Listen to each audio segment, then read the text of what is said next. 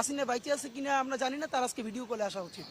কারণ গত 15 বছরে বেঁচে আছে এমন অনেক রেসপন্স আছে যেটা একজন ইউনিয়ন মেম্বার নিট দেওয়া উচিত, যেই কথাও খাটে না সেটাও হাসিনা বলছে।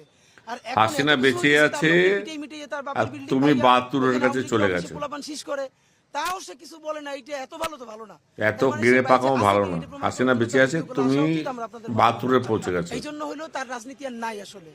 তো এই জন্য হাসিনা রাজনীতি থাকলে তুমি তো 72 এর কাছে পৌঁছে গেছো। কেন ফালতু কথা বলছো ভাই?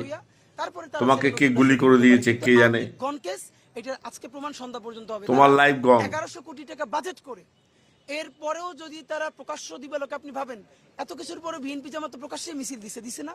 তো এইখানে একটা প্রকাশ্য মিছিল আসতে বলেন না আওয়ামী লীগ, এখানে না। আপনার মাধ্যমে বলতে চাই, তারা সারা ঢাকার যে কোনো জায়গায় প্রকাশ্যে মিছিল করবে। তারা যখন অন্যের উপরে হামলা করছে, সামনে পুলিশ পিছনে পুলিশ, তুমি তো 72 এর কাছে পৌঁছে গেছো। আমাদের সাথে লাঠি ছাড়া কিছু নাই।